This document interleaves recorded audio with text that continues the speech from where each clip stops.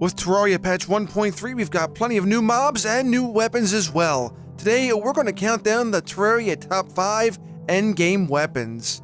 Keep in mind this is just my list. Feel free to share your Terraria top 5 endgame weapons down below in the comment section. I'd love to hear from you. These weapons are pretty much cream of the crop and will help you out no matter what. All things considering, it was kind of difficult to whittle this list down to just 5. So with that, let's go ahead and get started at number 5.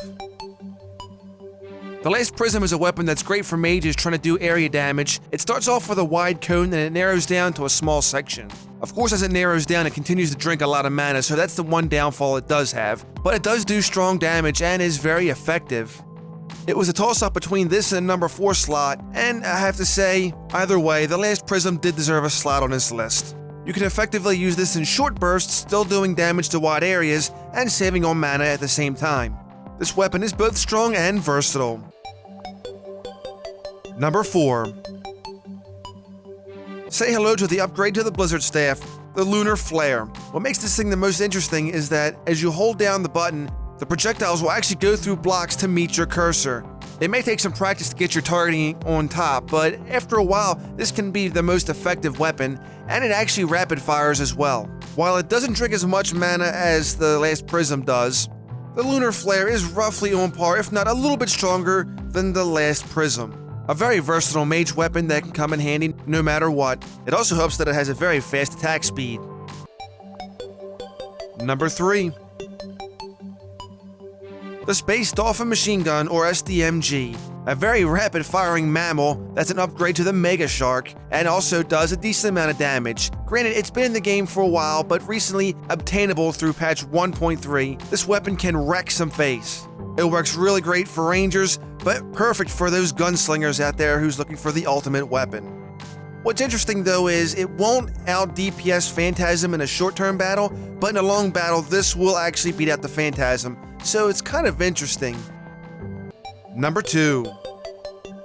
The Meow Mayor comes in as the top sword. Not only do the projectiles make this sword dangerous, but also the sword itself. With a base damage of 200, this is the highest base damage melee weapon in the game currently. What makes this thing even more dangerous is the fact that it has auto swing, so now you can just run around not only launching projectiles, but wreaking damage as well. Gotta love that feline power. And finally, number 1. The Terrarium has the second highest base damage for melee weapons currently in the game, coming in at 190, just under the Meow Mayor. The thing that'll separate those two is the projectiles for the Terrarium can actually do more DPS and actually has more range than the sword itself. With yo-yos being the new weapon in Terraria 1.3, it's only fitting that the Terrarium would be the number 1. The projectiles have a very Duke Fishron kind of approach. Though they don't have the type of range, they still do nice amounts of damage and are very effective. And one day you can actually own your very own Terrarium, as One Drop will be working to produce them. Thank you so much for watching, everyone. Hope you enjoyed this video. If so, please be sure to give it a rating. Also, feel free to share your Terraria top 5 endgame weapons down below in the comment section. I'd love to hear from you. There's so many out there once you get into the Celestial event, it's not even funny. The Solar Flare, Phantasm, Daybreak are all great weapons as well. Any comments, questions, or suggestions, as always, put them down below in the comment section. Have yourselves a wonderful day, and if not, then just simply fake it. I'll see you again next time.